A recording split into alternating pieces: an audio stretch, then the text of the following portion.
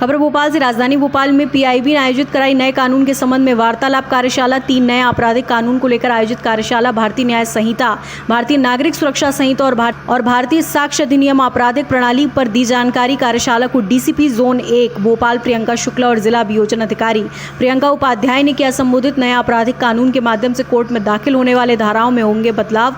प्रियंका उपाध्याय, आपका इन धाराओं में पुलिस की कार्रवाई होगी आसान। प्रियंका शुक्ला। जिनको प्रेसिडेंशियल एसेंट जो था वो दिसंबर 2023 में मिल चुका था और 1 जुलाई 2024 जिनकी तारीख निर्धारित हुई है कि उनको हमें लागू करना है। तो ये एक बहुत बड़ा ओवरहॉल है हमारे क्रिमिनल जस्टिस सिस्टम का। इसमें जैसे कि जो भी नेटिविटीज हैं, जो भी इम्पोर्टेंट चेंजेस हैं, मैम ने काफी ज्यादा डिटेल में ऑलरेडी बता दिए हैं। लगभग सभी उन्होंने पूरी चीजें कवर की हैं, तो उस पर मैं डिस्कस नहीं करूंगी। मैं जैसा कि सत्येंद्र शरण जी ने बताया कि पुलिस के कार्य प्रणाली में क्या चेंजेस आएंगे, क्या इफेक्ट पड़ेगा, उस पर मैं ज्यादा डिस्कस करूंगी। पर आप लोगों को बाइट्स दी थी कि हमने इस अपराधी को इतनी सजा दिलवाई है, और शायद बहुत सारे लोग मुझे इस वे में जानते भी होंगे कि कभी आजीवन कराया है, कभी 420 में 3 वर्ष की सजा दिलवाई है, या कभी 10 वर्ष की सजा दिलवाई है।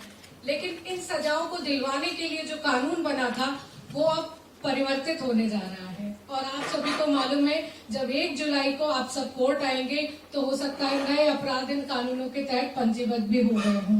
इन नए कानूनों को देखते हुए मैं आपको ये बता दूं कि ये जी सर लोकसभा आप सुन पा रहे हैं जी?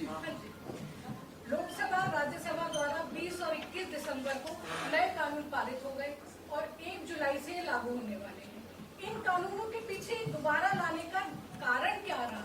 सबसे पहले तो मैं इस बात में आप लोगों का ध्यान आकर्षित करना चाहूंगी कि जब हम कानून पढ़ रहे हैं तो आईपीसी पढ़ते हैं तो 1860 की, यानी 164 वर्ष पहले की। तो जब हम आईपीसी पढ़ते हैं तो हम 1860 की पढ़ते हैं, और जब हम इस प्रक्रिया को कानून लागू करने की बात करते हैं तो सीआरपीसी 1973 की है।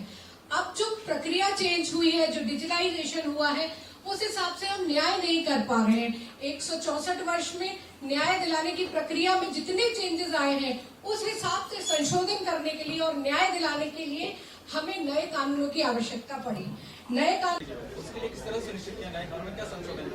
कानूनों में सर बहुत सारी चीजें ऐसे संशोधित किए गई हैं जहाँ पे हैकिंग है, या जैसे भी मैम ने बताया था ऑर्गेनाइज्ड क्राइम है, जो अपराध संबंधित है। छोटे से अपराध हुआ, मालूम पड़ा ये एक आरोपी है, उसकी कड़ी दूसरे से जोड़ी गई। वैसे तो पूर्व में इसके लिए स्पेशल लॉ है, साइबर कानून बनाए गए हैं। अब इसमें एक ऑर्गेनाइज्ड क्राइम के रूपते हुए छोटे से from the first to end तक पहुंचा जाएगा। कुछ मेन पॉइंट है जो आप बताना चाहेंगे कि आप लड़कियां मतलब किसी प्रॉब्लम में होती हैं या कुछ उनके साथ ऐसी चीजें होती हैं तो किस तरीके से वो एफआईआर कर सकते हैं, तुरंत उनके लिए तमाम चीजें अप्लाई हो जाएंगी और आप लोग उनके लिए जांच करके क्या कुछ बदलाव पड़े अगर दहेज हुए। आज पीआईबी के द्वारा एक वार्तालाप यहाँ पर आयोजित किया गया था। जो नए हमारे 3 मेजर क्रिमिनल लॉज हैं, जिसमें भारतीय नागरिक सुरक्षा संहिता, भारतीय न्याय संहिता और भारतीय साक्ष्य अधिनियम है। इस वर्कशॉप में पूरी चर्चाएं जो कि मेजर क्या चेंजेस हुए हैं, क्या किस तरीके से न्याय जल्दी मिल पाएगा और किस तरीके से विक्टिम सेंट्रिक अप्रोच के अंतर्गत इसमें कार्यवाही की जाएगी। 0 एफआईआर, ईएफआईआर को किस तरह से कोडिफाई किया गया है नए कानूनों में, और ट्रायल इन एब्सेंशिया जैसे जो बड़े चेंजेस आए हैं, जिनसे बहुत ही व्यापक चेंजेस आएंगे हमारे जो क्रिमिनल जस्टिस सिस्टम है उसमें, उसको लेकर यहाँ पर चर्चाएं हुई थी। बड़े पॉइंट मैम, जैसे आपने 0 एफआईआर का बोला, उसकी पूरी से बोलते हैं ना, ईमेल वाला भी। इसमें एक तरीके से 0 एफआईआर कुछ समय से पहले से चालू है, लेकिन उसको जो है प्रॉपर कोडिफाई किया गया है हमारे नए कानून में, जिसमें अपराध विक्टिम के साथ कहीं पर भी घटित हो, लेकिन वो यदि किसी भी थाने पहुंचते हैं तो उनके द्वारा जो रिपोर्ट की जाएगी उसको अनिवार्य रूप से पुलिस जो है एफआईआर दर्ज करेगी। इसी को 0 एफआईआर कहते हैं। इसमें ईएफआईआर का भी जिक्र है, जिसमें कि आप ईएफआईआर भी दर्ज कर सकते हैं किसी भी थाने में। आपको 3 दिन के अंदर उसको जो है हस्ताक्षरित करना होता है। वर्तमान में मध्य प्रदेश में ईएफआईआर जो है वह 1 लाख से कम की चोरी या वाहन चोरी में की जा रही है। इसको और व्यापक स्वरूप देते हुए हर तरीके के कॉग्निजेबल ऑफेंस में ईएफआईआर करने का जो है अधिकार नागरिकों को प्राप्त होगा।